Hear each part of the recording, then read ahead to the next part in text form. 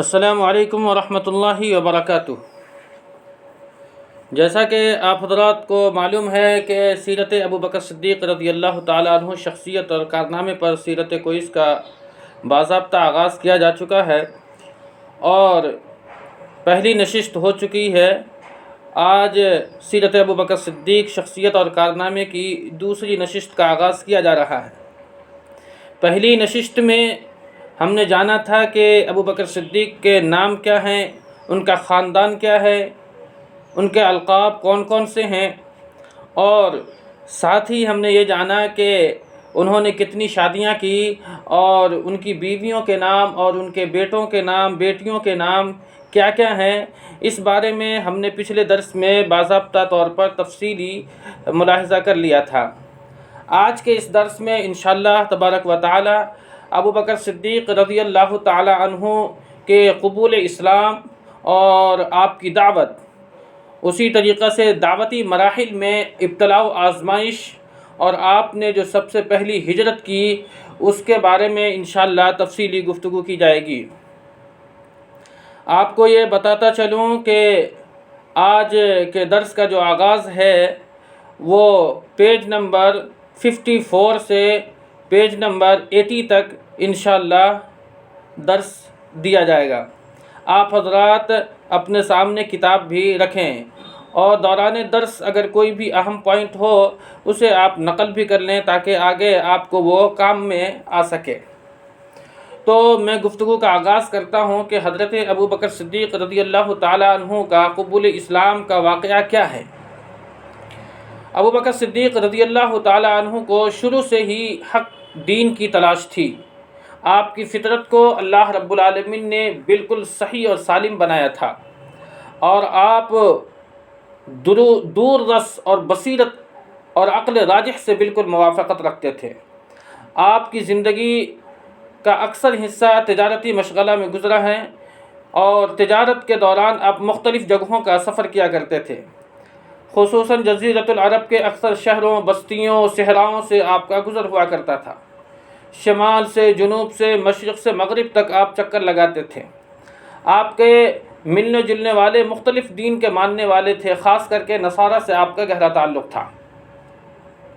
آپ اپنے متعلق بیان فرماتے ہیں کہ ایک مرتبہ میں کعبہ کے صحن میں بیٹھا ہوا تھا، وہاں زید بن عامر بن نفیل بھی تشریف فرما تھے اور اسی دوران امیہ ابن سلط کا گزر ہوا اور اس نے کہا اے خیر کے طالب کیسے صبح کی؟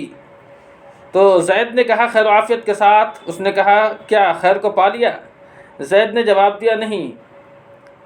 اس پر اس نے کہا کہ قیامت کے دن ابراہیمی دین کے علاوہ تمام ادیان ہلاکت کا سبب ہوں گے، اور رہی یہ بات کہ جس نبی کے تم منتظر ہو تو ہم میں سے یا تم میں سے ہوگا۔ حضرت ابو بکر رضی اللہ تعالیٰ عنہ فرماتے ہیں کہ اس سے پہلے ہم نے کسی نبی کی بعثت یا پھر اس کے انتظار کے متعلق نہیں سنا تھا۔ یہ سن کر میں دوڑا ہوا ورقہ ابن نوفل کے پاس گیا جو کہ رشتے میں حضرت خدیجہ رضی اللہ تعالی عنہا کے چچا زاد بھائی تھے اور وہ عیسائی ہو چکے تھے اور بہت ہی بڑے عالم تھے۔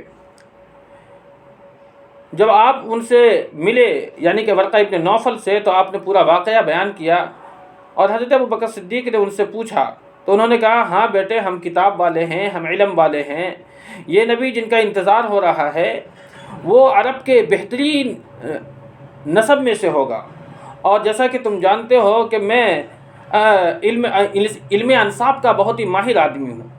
تمہاری قوم قریش عربوں میں سب سے اعلیٰ نسب کی حامل ہے۔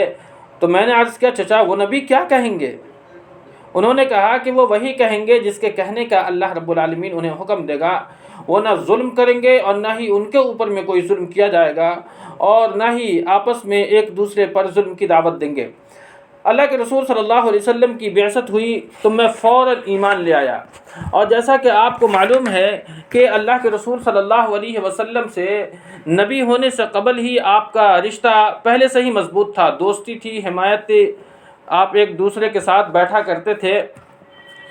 تو جب آپ صلی اللہ علیہ وسلم اتنے بصیرت رکھنے والے انسان تھے، بہت ہی ذہن اور اللہ رب العالمین نے تیز ذکاوت اور سنجیدہ اور باوقار ایک باوقار جیسی شخصیت تھی ان کی، اور آپ نے بڑی سنجیدہ اور باوقار کے ساتھ اس دور میں زندگی گزاری ہے۔ ایک مرتبہ اللہ کے رسول صلی اللہ علیہ وسلم نے صحابہ سے سوال کیا کہ ان میں ابو بکر رضی اللہ تعالیٰ عنہ بھی موجود تھے۔ آپ نے پوچھا تم میں سے کون ہے جو قص بن سعدہ کا وہ کلام یاد رکھتا ہے جس نے عکاظ کے بازار میں کہا تھا؟ تو ابو بکر صدیق رضی اللہ تعالیٰ عنہ عرض کیا ہاں یا رسول اللہ، مجھے یاد ہے، میں اس دن اس بازار میں موجود تھا۔ قص نے اپنی خاکستری اونٹ پر سوار ہو کر کہا تھا کہ لوگوں سنو اور یاد کر لو، جب یاد کر لو تو اس سے استفادہ کرنا، فائدہ اٹھانا۔ یقیناً جو دنیا میں زندہ رہا ہے اس کو موت آئی ہے، اور جو مر گیا وہ فوت ہو گیا، اور ہر شے جو کہ آنے والی ہے وہ آ کر رہے گی۔ یقیناً آسمان میں خبریں ہیں اور زمین میں دروس و عبر ہیں۔ زمین کا بچھونا بچھا ہوا ہے، آسمان کی چھت بلند ہے، ستارے چکر لگا رہے ہیں، سمندر اترنے والے نہیں، رات تاریک ہے، آسمان برجوں والا ہے۔ یہ حضرت ابوبکر صدیق رضی اللہ تعالیٰ عنہ نے اللہ کے رسول صلی اللہ علیہ وسلم کے سوال کے جواب میں وہ جو عکاظ کے بازار میں قص بن سعدہ کا کلام تھا وہ آپ نے پیش فرمایا تھا۔ میں آپ کو یہ بھی بتاتا چلوں کہ حضرت ابوبکر صدیق رضی اللہ تعالیٰ عنہ ایک مرتبہ آپ نے خواب میں دیکھا، جب آپ کو خواب آیا تو اس وقت آپ ملک شام میں تھے، تو آپ نے اپنے خواب کا ذکر ایک بحیرہ راہب سے کیا۔ اس نے دریافت کیا کہ آپ کہاں سے تعلق رکھتے ہیں؟ تو حضرت ابوبکر نے فرمایا کہ میں مکہ سے ہوں۔ بحیرہ نے کہا مکہ میں کس خاندان سے؟ حضرت ابوبکر نے کہا کہ میں قریش سے ہوں۔ بحیرہ نے پوچھا آپ کا مشغلہ کیا ہے؟ ابوبکر نے فرمایا کہ میں تجارت کرتا ہوں۔ تو بحیرہ نے جواب دیا کہ اگر آپ کا خواب سچ ہے تو آپ کی قوم میں ایک نبی مبعوث ہوگا، آپ اس کی زندگی میں اس کے وزیر ہوں گے اور اس کی وفات کے بعد اس کے خلیفہ ہوں گے۔ آپ نے یہ بات اپنے جی میں چھپائے رکھی۔ دوستو، جیسا کہ میں آپ کو بتلا رہا تھا کہ ابوبکر صدیق رضی اللہ تعالیٰ عنہ اس وقت جب نبی صلی اللہ علیہ وسلم نبوت کے مقام پر نہیں بیٹھائے گئے تھے، اس وقت سے پہلے ہی آپ کی دوستی تھی، یاری تھی، آپ کے گہرے مراسم سے گہرے تعلقات تھے، اور یہ بات آپ کو معلوم تھی۔ گویا کہ ایسا معلوم ہو رہا ہے کہ آپ انتظار میں تھے کہ کب یہ محمد صلی اللہ علیہ وسلم اپنے نبی ہونے کا دعویٰ کرے اور میں فوراً سب سے پہل اسلام لانے والوں میں اپنا نام درج کرا لوں۔ اللہ کے رسول صلی اللہ علیہ وسلم کا اسلام لانا، جیسے ہی آپ نے نبوت کا دعویٰ کیا تو دور جاہلیت میں رسول اللہ صلی اللہ علیہ وسلم کے ساتھ، جیسا کہ میں نے ابھی آپ کو بتایا، بڑے گہرے تعلق تھے اور بہت ہی گہرے ربط تھے۔ تو اسی وجہ سے حضرت ابوبکر صدیق کو اسلام لانے میں مدد ملی۔ آپ صلی اللہ علیہ وسلم پر جب وحی کے نزول کا آغاز ہوا، آپ لوگوں کو اللہ کی طرف دعوت دینے لگے، آپ نے سب سے پہلے انتخاب صدیق کا کیا، کیونکہ اللہ کے نبی صلی اللہ علیہ وسلم کو بھی حضرت ابوبکر صدیق کے اخلاق کریمانہ اور عادت طیبہ سے بخوبی واقفیت تھی۔ ابوبکر صدیق رضی اللہ تعالیٰ عنہ آپ کی صداقت، آپ کی امانت داری، آپ کے اخلاق سے بخوبی واقف تھے۔ اس لیے جب اللہ کے رسول صلی اللہ علیہ وسلم نے اللہ کی دعوت کا آغاز کرتے ہوئے ان سے کہا کہ میں اللہ رب العالمین کا رسول ہوں، مجھے اللہ نے یہ دعوت دی ہے، مجھے اللہ نے یہ دعوت دے کر کے بھیجا ہے کہ تم صرف اللہ کی عبادت کرو، اس کا کوئی شریک نہیں، اس کے علاوہ کسی کی عبادت نہ کرو، کسی کی اطاعت پر دوستی نہ کرو۔ یہ بات سن کر حضرت ابوبکر صدیق رضی اللہ تعالیٰ عنہ بغیر کسی لیتا کے، لعل کے، بلا کسی تاخیر کے فوراً مشرف باسلام ہوئے۔ رسول اللہ صلی اللہ علیہ وسلم کی آپ کی تائید و نصرت کا معاہدہ کیا۔ آپ صلی اللہ علیہ وسلم نے اس عہد کو جو ابوبکر صدیق نے نبی سے کیا تھا کما حقہ ادا کیا۔ اللہ کے رسول صلی اللہ علیہ وسلم نے آپ کے سلسلہ میں فرمایا تھا کہ اللہ نے مجھے تمہاری طرف بھیجا تو تم لوگوں نے اولاً مجھے جھٹلایا، اور ابوبکر صدیق نے تصدیق کی اور اپنی جان و مال کے ساتھ میرا ساتھ دیا۔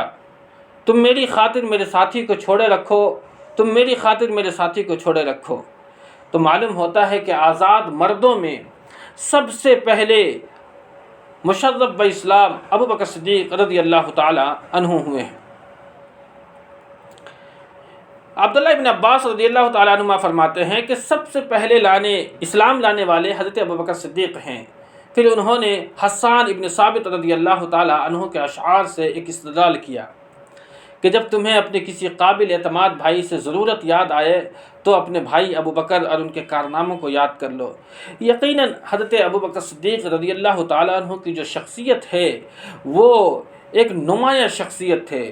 ان کی زندگی کے اندر میں ایسے ایسے واقعات آئے اور آپ کی زندگی میں بڑی بڑی آزمائشیں آئیں، اس لیے کہ جتنی آزمائشیں نبی کو ملی اتنی ہی آزمائشوں سے آپ کو بھی دوچار ہونا پڑا، اس لیے کہ کوئی بھی ایسا وقت نہیں رہا جب ابو بکر صدیق اللہ کے رسول صلی اللہ علیہ وسلم کے ساتھ نہ رہے ہوں۔ تو جتنی بھی پریشانیاں آپ کو ہوئی اس سے اتنی ہی پریشانیاں ابو بکر صدیق رضی اللہ تعالیٰ عنہ کو ہوئی۔ ایک مرتبہ کا واقعہ ہے کہ ابو بکر صدیق کے اسلام لانے سے رسول اللہ صلی اللہ علیہ وسلم کو بہت ہی خوشی ہوئی۔ ام المؤمنین حضرت عائشہ رضی اللہ عنہا بیان فرماتی ہیں کہ اللہ کے رسول صلی اللہ علیہ وسلم اپنی گفتگو سے فارغ ہوئے تو فوراً ابو بکر نے اسلام کو قبول کر لیا۔ جب ان کے پاس سے چلے تو مکہ کی دونوں پہاڑیوں کے درمیان ابو بکر رضی اللہ تعالیٰ عنہ کے اسلام لانے سے آپ سے زیادہ کسی کو خوشی نہ تھی۔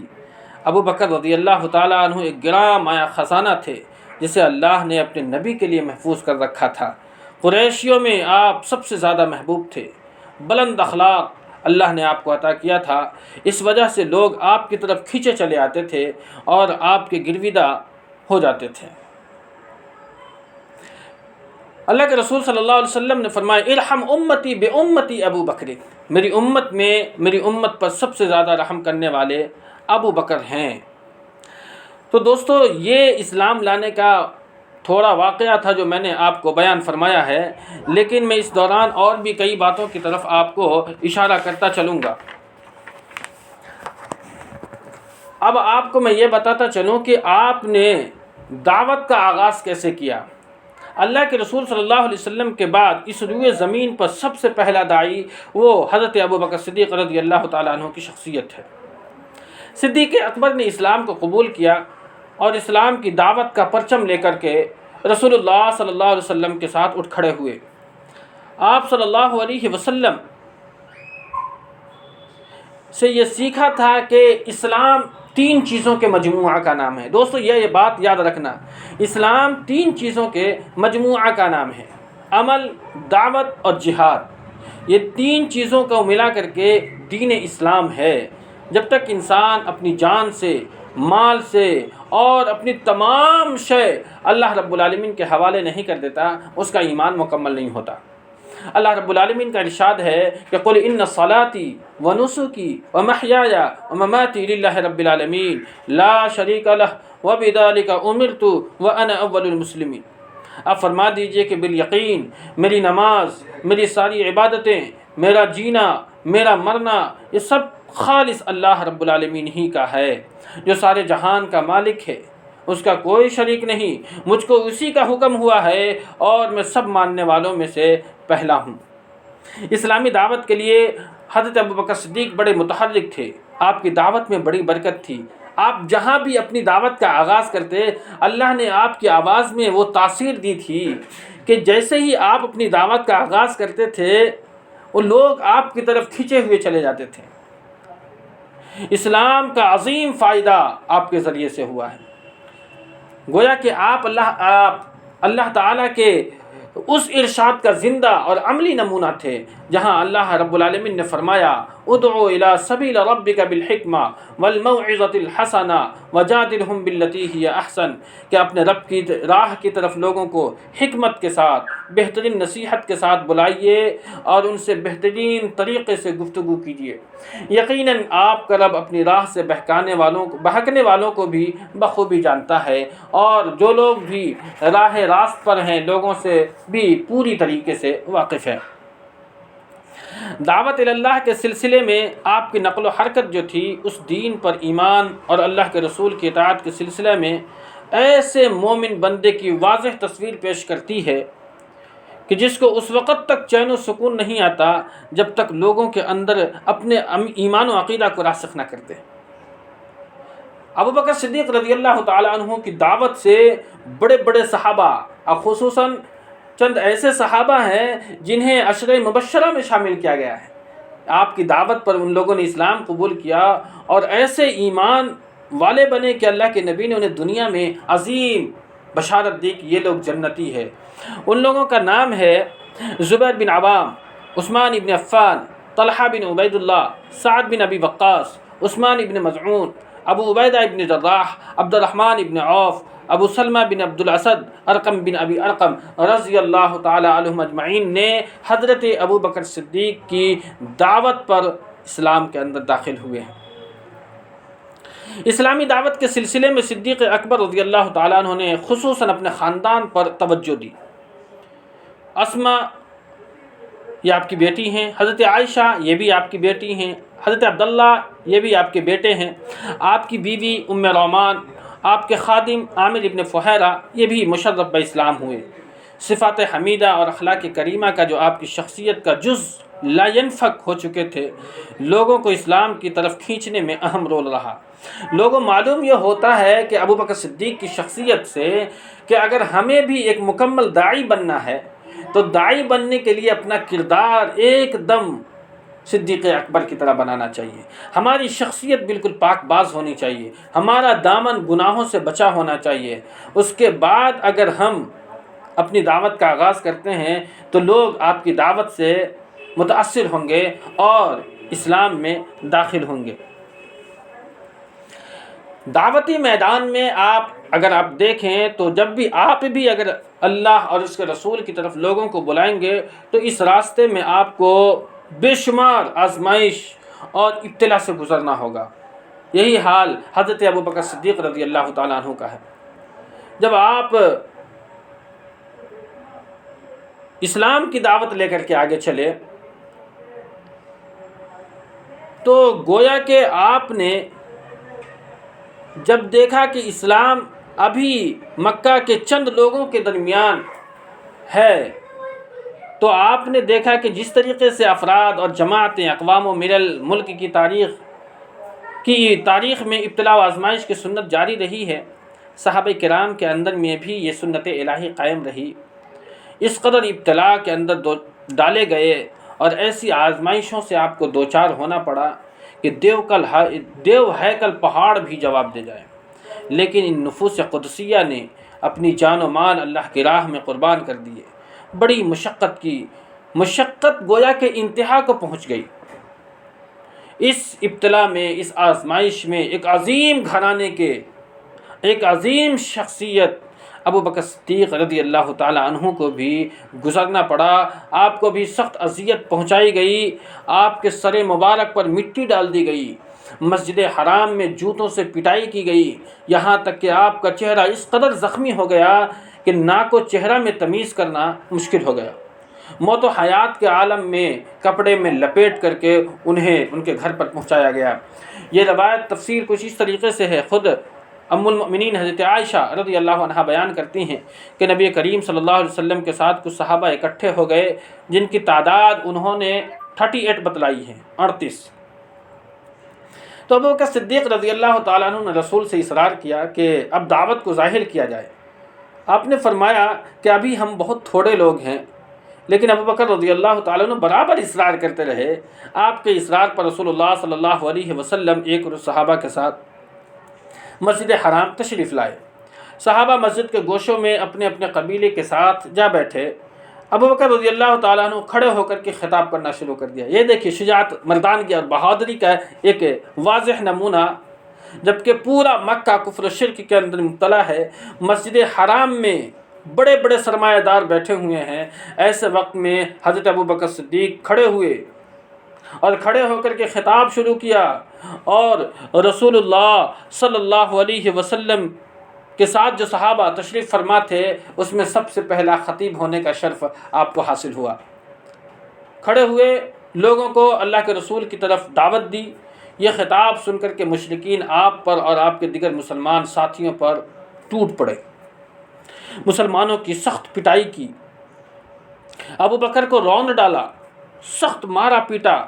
ملعون عتبہ ابن ربیعہ آپ سے قریب ہوا، آپ کو پیوند لگے جوتوں سے مارنے لگا، آپ کے چہرہ کو نشانہ بنایا، آپ کے پیٹ پر چڑھ گیا۔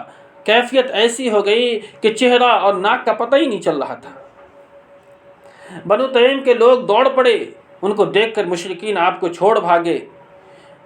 बनु तैम आपको कपड़े में लपेट कर आपको घर ले गए, आपकी मौत में किसी को शक ना हुआ, आप छोड़ भागे।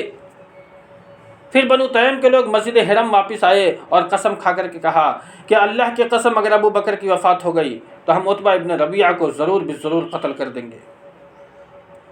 उसके बाद अबू बकर रज़ियल्लाहु अन्हु के पास वापस पहुँचे। उस वक़्त आपके वालिद अबू कहाफ़ा और बनु तैम के लोगों से ने आपसे बात करने की कोशिश की। आपने दिन के आखिरी पहर बातचीत शुरू की तो सबसे पहला जो सवाल आया है, दोस्तों ये सवाल देखें कि अबू बकर सिद्दीक ने नबी से कैसी मोहब्बत की। इतनी पिटाई खाने के बावजूद भी जब आपको होश आया तो आपकी ज़ुबान से पहला जुमला निकला, रसूल का क्या हाल है सल्लल्लाहु अलैहि वसल्लम। उस पर उन्होंने जो आपके कबीला के लोग थे मलामत की और आपकी वालदा से कहा कि सबसे पहले इन्हें कुछ खिलाओ पिलाओ। जब वालदा आपके साथ तन्हाई में हुई तो कुछ खाने पीने पर इसरार किया, लेकिन आप यही कहते रहे कि रसूल सल्लल्लाहु अलैहि वसल्लम का क्या हाल है। वालदा ने कहा अल्लाह की कसम तुम्हारे साथी की मुझे कोई ख़बर नहीं है। आपने कहा उम्मे जमील बिनत खत्ताब के पास जाओ, यह हज़रत उमर की बहन है। उमर रज़ियल्लाहु ताला अन्हु से पहले इस्लाम कबूल कर चुकी थी और उनसे बारे में किसी को मालूम नहीं था। हज़रत अबू बकर सिद्दीक़ ने अपनी माँ से कहा कि आप जाएं और उनको पूछें अल्लाह के रसूल सल्लल्लाहु अलैहि वसल्लम कहाँ हैं। आपकी वालदा उम्मे जमील के पास जब पहुँची और उनसे कहा कि अबू बकर मोहम्मद बिन अब्दुल्लाह के मुतालिक दरियाफ़्त कर रहे हैं, उनका क्या हाल है। उम्मे जमील ने कहा ना मैं अबू बकर को जानती हूँ और ना मैं मोहम्मद इब्न अब्दुल्लाह को, लेकिन अगर आप पसंद करें तो मैं आपके साथ आपके बेटे के पास चलती हूँ। वालदा ने कहा कि वो उनके साथ गईं। आपके पास पहुंचकर जब आपकी ये हालत देखी तो परेशान हो गईं और रो पड़ी और कहा कि जिन लोगों ने आपके साथ ये बर्ताव किया है वो इंतहाई बुरे लोग हैं और काफिर हैं। मुझे अल्लाह से उम्मीद है कि अल्लाह रब्बुल आलमीन आपके इंतकाम उनसे ज़रूर लेगा। आपने उनसे दरियाफ़्त किया कि रसूलुल्लाह सल्लल्लाहु अलैहि वसल्लम का क्या हाल है। उम्मे जमील ने कहा यह आपकी वालदा सुन रही हैं, कोई परेशानी की बात नहीं। कहा नहीं कोई परवाह नहीं है। बतलाया आप सही साली में। पूछा कहाँ हैं। उम्मे जमील ने कहा दार अरकम में। ये दार अरकम पहाड़ पर एक घर था हज़रत अरकम का रज़ियल्लाहु ताला अन्हु, उसी घर में आप सल्लल्लाहु अलैहि वसल्लम अक्सर रहा करते थे और उस घर का इल्म मक्का के बहुत ही कम लोगों को मालूम था। उन लोगों को मालूम था जो आप सल्लल्लाहु अलैहि वसल्लम पर ईमान ला चुके थे। गर्ज़े के रसूलुल्लाह सल्लल्लाहु अलैहि वसल्लम के पास अल्लाह के हज़रत अबू बकर सिद्दीक़ रज़ियल्लाहु ताला अन्हु पहुँचे। आप सल्लल्लाहु अलैहि वसल्लम की खिदमत में जब आप गए, आपको देख कर के रसूलुल्लाह सल्लल्लाहु अलैहि वसल्लम चिमट गए, आपको बोसा दिया और दिगर मुसलमान भी आपसे चिमट गए। आपकी कैफियत देख कर के रसूलुल्लाह सल्लल्लाहु अलैहि वसल्लम पर बड़ी रिक्कत तारी हुई। आपने कहा परेशानी की कोई बात नहीं है, सिर्फ उस फासिक ने मेरी चेहरे की जो हालत बनाई है। कौन? उतबा इब्न रबिया, वही काबिल अफसोस है। उसके बाद अल्लाह के रसूल सल्लल्लाहु अलैहि वसल्लम से एक मुतालबा करते हैं, कहते हैं कि ये मेरी वालदा है, अपने बेटे को बहुत चाहती है, बड़ा प्यार करती हैं। आपकी ज़ात बहुत ही बाबरकत है, आप अल्लाह के रसूल हैं, आप इनको अल्लाह की तरफ दावत दीजिए, इनके बारे में आप अल्लाह से दुआ कीजिए। उम्मीद है कि अल्लाह रब्बुल आलमीन इन्हें आपके ज़रिए से जहन्नम से बचा लेगा। रसूलुल्लाह सल्लल्लाहु अलैहि वसल्लम ने उनके लिए अल्लाह से दुआ की, इस्लाम की दावत दी और उस वक्त आप पर इस्लाम कबूल किया अबू बकर सिद्दीक़ रज़ियल्लाहु ताला अन्हु की वालदा उम्मुल खैर ने।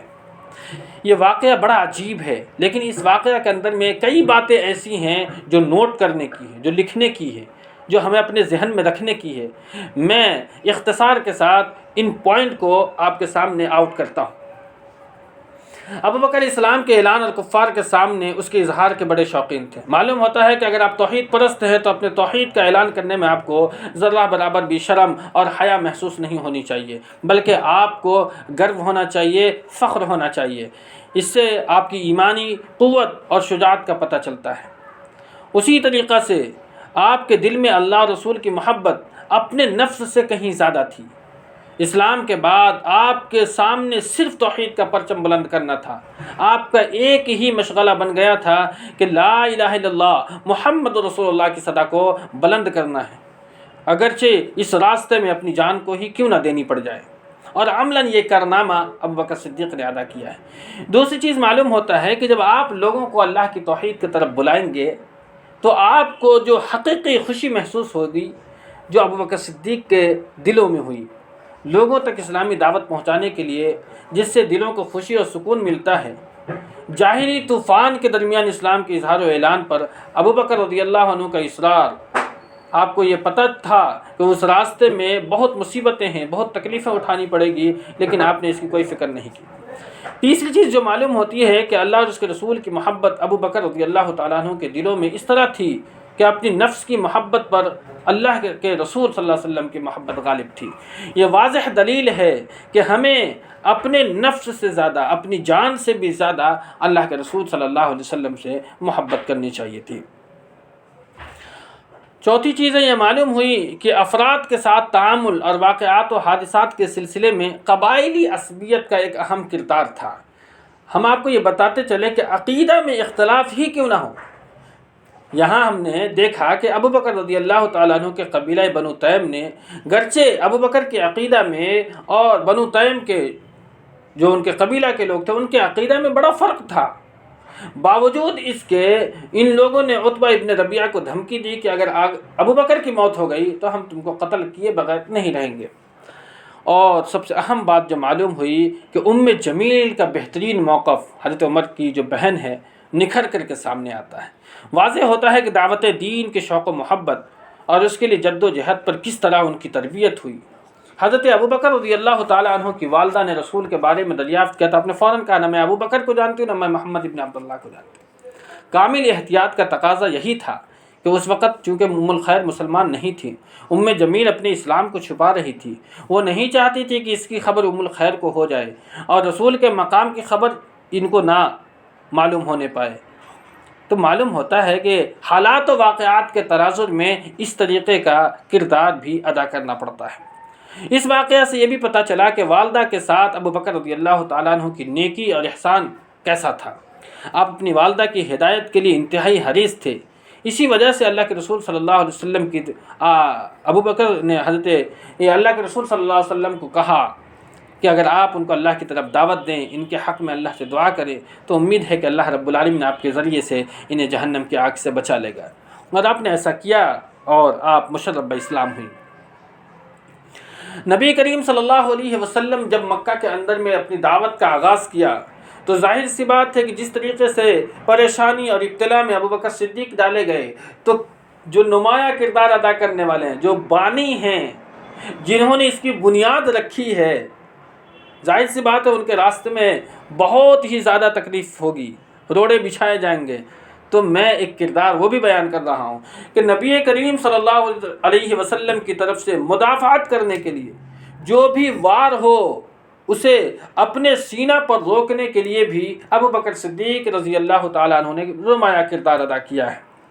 چند ایک بات میں آپ کے درمیان رکھتا ہوں کہ جرأت و شجاعت میں ابو بکر رضی اللہ تعالیٰ عنہ کی امتیازی پوزیشن تھی۔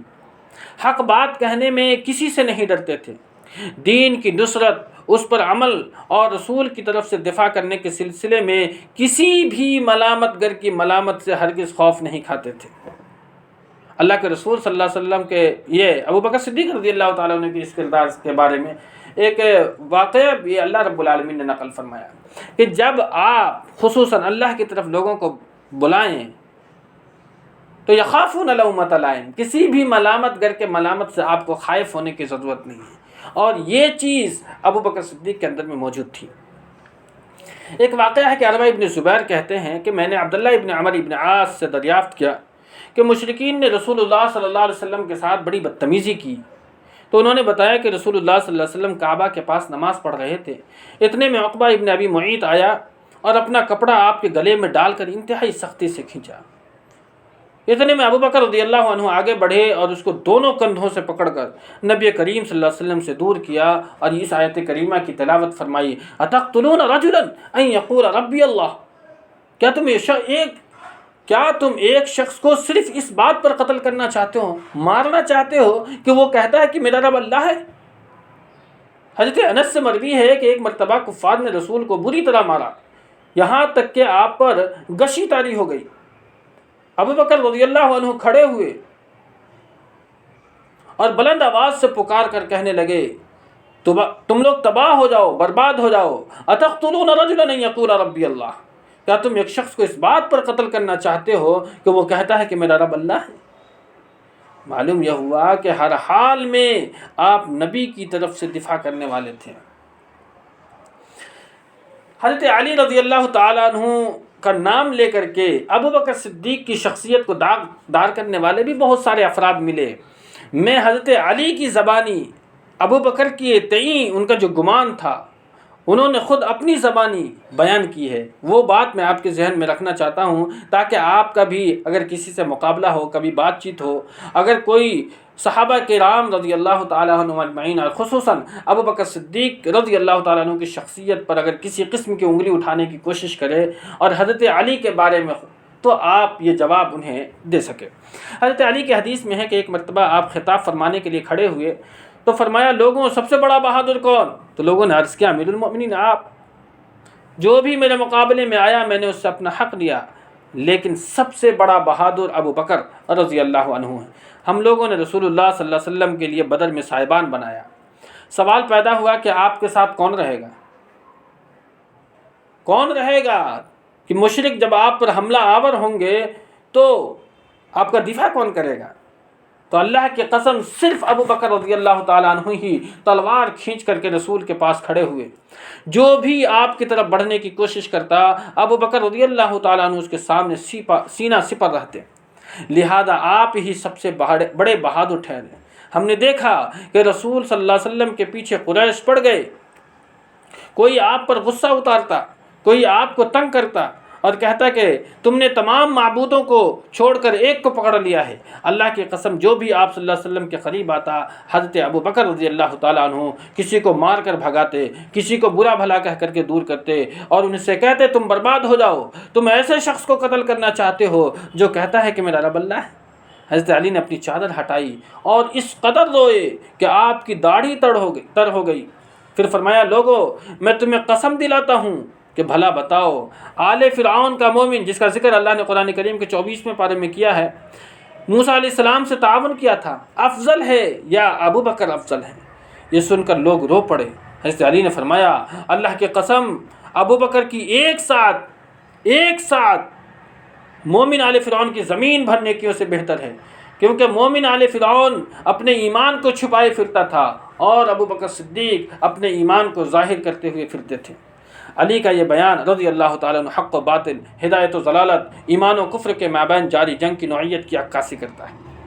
اللہ کی راہ میں ابو بکر نے جو مصائب برداشت کیے ہیں، جو تکلیفیں برداشت کی ہے، ان تمام واقعات سے اس بات کی وضاحت ہو جاتی ہے۔ اب ایک اور کردار ابو بکر صدیق کا میں آپ کے درمیان رکھتا ہوں۔ اللہ کے راستے میں اللہ کے رسول صلی اللہ علیہ وسلم پر ایمان لانے والوں میں زیادہ تر لوگ مکہ میں غریبوں کی تھے، غلاموں، باندیوں، یہ لوگ زیادہ تر اللہ کے رسول پر ایمان لانے والے تھے۔ اور جب یہ لوگ جو غلام طبقے کے لوگ تھے ایمان لائے تو ان کے آقا، ان کا مالک انہیں بہت مارتا تھا، بہت پیٹتا تھا اور کہتا تھا کہ اب بھی محمد صلی اللہ علیہ وسلم کے دین کا انکار کرو، نہیں تو تمہیں ہم ایسے ہی تکلیف سے دوچار کریں گے۔ لیکن اللہ کے راہ میں ستائے ہوئے لوگوں کی آزادی کے لیے مال بھی خرچ کیا ہے ابو بکر صدیق نے، صرف جسمانی تکالیف نہیں بلکہ جب بھی دین کے لیے سرمایہ خرچ کرنے کی باری آئی اس میں بھی ابو بکر صدیق رضی اللہ تعالیٰ عنہ کی شخصیت پیچھے نہیں رہی ہے۔ مکہ کے جاہلی معاشرہ میں اسلام کی دعوت و اشاعت کے لیے رسول اللہ صلی اللہ علیہ وسلم اور صحابہ کو مشرکین کی طرف سے سخت تکلیف پہنچائی گئی۔ اس سلسلہ میں ایک نمایاں نام آتا ہے حضرت بلال رضی اللہ تعالیٰ عنہ کا۔ بری طرح ستائے گئے، آپ کی پشت پناہی کرنے والا کوئی نہیں تھا، نہ آپ کا خاندان و قبیلہ تھا جو آپ کی حمایت کرتا، نہ ہی آپ کی طرف سے دفاع کرنے کے لیے کوئی تلوار اٹھانے والا تھا۔ اس طرح انسان کے مکہ کے جاہلی معاشرے میں آپ کی کوئی قدر نہ تھی، خدمت و اطاعت اور مویشیوں کی طرح بیچے اور خریدے جانے کے علاوہ زندگی میں کوئی حیثیت نہیں تھی۔ ایسے لوگوں کو کسی رائے و فکر یا کسی دعوت و قضیہ کو لے کر اٹھنے کا کوئی حق نہیں تھا۔ مکہ کے جاہلی معاشرہ میں یہ انتہائی سنگین جرم تھا، اس سے جاہلی معاشرہ کی بنیاد ہل جاتی تھی۔ اس کو منہدم کرنے کے لیے کسی زلزلہ سے کم نہ تھا، لیکن یہ نئی دعوت جس کی طرف نوجوان آگے بڑھے، جو اپنے آباء و اجداد رسم و رواج کو چیلنج کر رہے تھے، یہ دعوت جب حبشی غلام کے پاس پہنچی تو یہ دعوت ان کے دل میں گھر کر گئی اور اس شخص کو زندگی میں ایک نیا انسان بنا کر کے کھڑا کر دیا۔ لیکن دین محمدی پر ایمان لانے کے بعد حضرت بلال رضی اللہ تعالیٰ عنہ کا جو مالک ہے امیہ ابن خلف، بڑی تکلیف ہوئی، وہ آپ کو ڈراتا دھمکاتا، کبھی لالچ دیتا، لیکن جب اس نے دیکھا کہ اس بلال کے عزم و حوصلے میں اضافہ ہو رہا ہے، بڑھتا ہی جا رہا ہے، کسی بھی قیمت پر کفر و جاہلیت و ضلالت و گمراہی کی طرف لوٹنے کے لیے تیار نہیں ہے، تو ایک دن سخت غضبناک ہوا اور بہت سخت عذاب اور تکلیف دینے کا ارادہ کیا۔ 24 گھنٹہ بھوکا رکھا اور مکہ کی چلچلاتی دھوپ میں لے گیا اور چلتی ہوئی ریت پر پیٹھ کے بل لٹا دیا، پھر اپنے غلاموں کو حکم دیا کہ اس پر بھاری پتھر رکھو۔ لوگوں یاد رکھو، یہ حضرت بلال رضی اللہ تعالیٰ عنہ کی قربانی دیکھو۔ مکہ کی ریت پر دوپہر کی چلچلاتی دھوپ میں ننگی پیٹھ کر کے لٹایا گیا، سینے پر بھاری پتھر رکھا گیا، دونوں ہاتھ کو باندھ دیا گیا۔ امیہ ابن خلف نے کہا کہ جب تک محمد کا انکار نہیں کرو گے صلی اللہ علیہ وسلم، لاتا عزا کی پوجا نہیں کرو گے، تمہیں یہی سزا ملتی رہے گی۔ حضرت بلال نے اس وقت بھی پورے صبر و استقامت کے ساتھ جواب دیا، احد احد۔ امیہ ابن خلف ایک مدت تک حضرت بلال کو اس دردناک طریقے سے سزا دیتا رہا۔ رسول اللہ صلی اللہ علیہ وسلم کے وزیر صدیق اکبر اس جگہ پہنچے، امیہ ابن خلف سے گفتگو کی، فرمایا اس بیچارے کے بارے میں تم اللہ سے نہیں ڈرتے؟ کب تک تم اس کو ستاؤ گے؟ اس نے کہا تم ہی تو اس کو برباد کیا ہے، تم ہی اس کو بچا لو۔ آپ نے کہا ٹھیک ہے، میرے پاس اس سے بھی طاقتور ایک غلام ہے کالا، اور تمہارے دین پر ہے، میں تمہیں اس کے بدلے دے رہا ہوں۔ اس نے کہا ٹھیک ہے، میں نے قبول کیا۔ پھر آپ نے وہ غلام اس کے حوالے کیا اور حضرت بلال کو لے کر کے آزاد کر دیا۔ لیکن ایک دوسری روایت میں یہ آتا ہے کہ آپ نے حضرت بلال کو 7 یا 40 اوقیہ سونا کے عوض خرید کر کے آزاد کر دیا تھا۔ بلال کا صبر و استقامت قابل داد ہے، آپ کا اسلام سچا، دل بالکل پاک تھا، ڈٹے رہے، تمام طریقے کے چیلنجز کو قبول کیا، تمام طریقے کی سزاؤں کو برداشت کیا۔ ہر ابتلا و آزمائش کے بعد نعمت کا حصول ہوتا ہے۔ حضرت بلال کو عذاب، ذلت و رسوائی سے نجات ملی، غلامی سے آزادی نصیب ہوئی اور باقی زندگی اللہ کے رسول صلی اللہ علیہ وسلم کی معیت میں گزاری، شب و روز آپ کے ساتھ رہے۔ اس میں ایک اور نام ہے، ستائے ہوئے مسلمانوں کو آزاد کرنے کی جو سیاست نبی یہ ابوبکر صدیق نے جاری رکھی، کمزور مسلمانوں کو، ستانے والوں کو آپ نے خریدا اور بیچا۔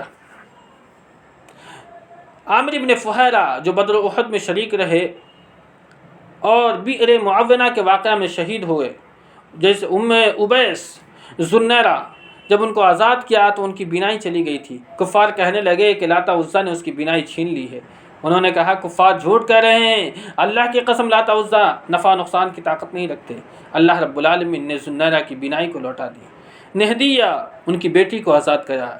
یہ دونوں ماں بیٹی بنو عبدالدار کی خاتون کے غلام میں تھی۔ آپ کا دونوں کے پاس سے گزر ہوا، ان کو ان کی مالکہ نے آٹا دے کر بھیجا اور کہہ رہی تھی کہ تم دونوں کو کبھی آزاد نہیں کروں گی۔ یہ سن کر ابوبکر صدیق نے فرمایا کہ تم اس قسم کو توڑ دو۔ اس نے کہا قسم توڑ دوں؟ تم نے ہی ان دونوں کو برباد کیا ہے، تم ہی ان دونوں کو آزاد کرو۔ آپ نے کہا ٹھیک ہے، کتنے میں دو گی؟ اس نے کہا اتنے میں۔ آپ نے کہا میں نے خرید لیا اور آج سے یہ دونوں آزاد ہیں۔ اور ان دونوں نے سے کہا آٹا اس کے حوالے کرو۔ ان دونوں نے کہا ہم اس سے فارغ ہو کر اس کے حوالے کر دیتے ہیں۔ آپ نے فرمایا جیسا تم چاہو۔ غور کرنے کا مقام ہے اسلام نے کس طرح ابوبکر صدیق رضی اللہ عنہ اور ان دونوں لونڈیوں کے درمیان مساوات پیدا کی۔ یہ وہ دونوں آپ سے مخاطب ہوئی جیسے ہم مقام لوگ ایک دوسرے سے خطاب کرتے۔ غلام و آقا کا طرز تخاطب نہیں تھا۔ ابوبکر نے جاہلیت اور اسلام میں شرف و منزلت پر قائم رہتے ہوئے بھی اس طرز تخاطب کو قبول کیا تھا، حالانکہ آپ ہی نے ان دونوں کو آزادی دلائی۔ اور کس طرح اسلام لانے سے ان دونوں کے بلند اخلاق سامنے آ گئے۔ آزادی اور ظلم سے نجات کے بعد بھی ان کے لیے ممکن تھا کہ یہ آٹا چھوڑ کے بھاگ جاتی، لیکن انہوں نے کہا نہیں، ہم جو کام اس نے سونپا ہے وہ کام کرنے کے بعد ہم آزاد ہو جائیں گے۔ اسی طریقے سے بنو عدی کی شاخ قبیلہ بنی مومل کی ایک لونڈی کے پاس ابو بکر کا گزر ہوا جو مسلمان ہو چکی تھی۔ عمر بن خطاب بہت، جو ابھی مسلمان نہیں ہوئے تو بڑی تکلیف دیتے تھے، اسلام چھوڑ دے، اس کی اس قدر پٹائی کرتے، تھک جاتے۔ جب تھک جاتے تو کہتے کہ میں تھکنے کی وجہ سے نہیں چھوڑا، تو جواب دیتی اللہ تمہارے ساتھ ایسا ہی کرے۔ آپ نے اس کو بھی خریدا اور آزاد کر دیا۔ غرضے کے بہت سارے غلام اور لونڈیوں کو آپ نے آزاد کرایا ہے۔ مکہ کے اندر میں دیکھا کہ مسلمان کے ساتھ کافی تکلیف اور اذیت کا ماحول گرم ہے، تو پہلی اسلامی جماعت کے افراد کے مابین یہ تکافل خیر و عطا کا مینارہ بنے۔ اسلام کی برکت سے بہت سارے غلام صاحب عقیدہ اور فکر قرار پائے۔ اس موضوع پر گفتگو کرنا، اس سے دفاع کرنا، اس کی راہ میں جہاد کرنا ابو بکر صدیق کا حقیقی مقصد ہو گیا تھا۔ ابو بکر کا ان حضرات کو خریدنا اور آزاد کر دینا اسلام کی عظمت کا پتہ دیتا ہے، اس بات کی عکاسی کرتا ہے کہ دین آپ کے اندر کس قدر گھر گیا تھا۔ دور حاضر میں مسلمانوں کو بھی شدید ضرورت ہے کہ وہ اس طرح کے اعلیٰ اقدار اور بلند شعور کو بیدار کرے تاکہ آپس میں اتحاد پیدا ہو سکے، اتفاق پیدا ہو سکے، افراد امت کے درمیان پیار، محبت اور تعاون کی فضا کو ہموار کیا جا سکے۔ دشمنان دین کا نشانہ بن چکے ہیں اور وہ ان کی بیخ کنی میں لگے ہوئے ہیں۔ آپ کی پہلی ہجرت اور ابن الدغنہ کا موقف۔ ام المؤمنین حضرت عائشہ فرماتی ہیں کہ میں نے جب اپنی آنکھیں کھولی تو اپنے والدین کو اسلام پر پایا۔ ہر روز صبح و شام ہمارے یہاں تشریف لاتے تھے اللہ کے رسول صلی اللہ علیہ وسلم۔ جب مسلمانوں کی ابتلا و آزمائش کا دور آیا تو میرے والد حبشہ کی طرف ہجرت کرے ارادے سے مقام برق الغمات تک پہنچے۔ یاد رکھنے کی ضرورت ہے چونکہ اسائنمنٹ کے لیے چند ایسے ہی سوالات کا آپ کے سامنے ذکر کیا جائے گا جو اسائنمنٹ بنانے کے لیے ہوگا۔ میں آپ کو یہاں ہلکی رہنمائی کر دے رہا ہوں۔ ہر ایک سبق کا ایک ایک اسائنمنٹ آپ کے درمیان رکھ دیا جائے گا جس کا جواب آپ اسے اسی سبق کے ذریعے سے حاصل کرنا ہے جو آپ کو پڑھایا گیا ہے۔ برق الغمات جب حضرت ابوبکر صدیق پہنچے تو وہاں ابن الدغنہ جو کہ قبیلہ قارہ کا سردار تھا آپ سے ملا۔ اس نے کہا ابو بکر کہاں کا ارادہ ہے؟ آپ نے کہا میری قوم نے مجھے یہاں نکلنے پر مجبور کر دیا ہے، میں چاہتا ہوں کہ روئے زمین میں سیر کروں اور آزادی سے اپنے رب کی عبادت کروں۔ ابن الدغنہ نے کہا کہ ابو بکر آپ جیسا انسان نہ یہاں سے جا سکتا ہے نہ ہی اس کو جانے دیا جائے گا۔ آپ تو محتاجوں کی مدد کرتے ہیں، رشتہ داروں کا خیال رکھتے ہیں، لوگوں کا بوجھ یعنی قرض وغیرہ اپنے سر لے لیتے ہیں، مہمان کی نوازی کرتے ہیں، مہمان نوازی کرتے ہیں، میں آپ کو پناہ دیتا ہوں اور اپنے پاس لے جاتا ہوں۔ قریش کا سردار ابن الدغنہ نے اپنے قوم کے لوگوں کے پاس جا کر کے کہا کہ میں ابو بکر صدیق کو اپنی پناہ میں لیتا ہوں۔ تو قریش کے سردار ابن الدغنہ کی پناہ دینے کو نہ جھٹلا سکے اور ابن الدغنہ سے کہا آپ ابو بکر سے کہیں کہ وہ اپنے گھر کے اندر اپنے رب کی عبادت کریں، اسی میں نماز ادا کریں، جو چاہیں پڑھیں، لیکن اپنی عبادت اور قرات کے ذریعے سے ہمیں تکلیف نہ پہنچائیں۔ تو جو بات ابن الدغنہ کو اس کی قوم نے کہا، ابن الدغنہ نے یہ بات ابو بکر رضی اللہ عنہ کو پہنچا دی۔ آپ اپنے گھر کے اندر اللہ کی عبادت کرنے لگے، اپنی نماز تلاوت گھر سے باہر ظاہر نہیں کرتے تھے۔ آپ کا ارادہ ہوا اور آپ اپنے گھر کے صحن میں ایک مسجد بنا لی اور اسی میں نماز تلاوت کرنے لگے۔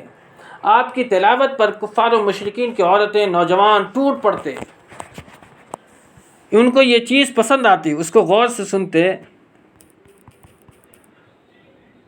اور آپ کی طرف متوجہ ہوتے۔ ابو بکر رضی اللہ تعالی عنہ انتہائی نرم دل تھے، جب قرآن کی تلاوت کرتے تو آپ اپنے آپ پر قابو نہیں رکھ پاتے تھے۔ اس سے سرداران قریش بہت ہی خوف زدہ ہوئے اور ان کو فکر لاحق ہوئی۔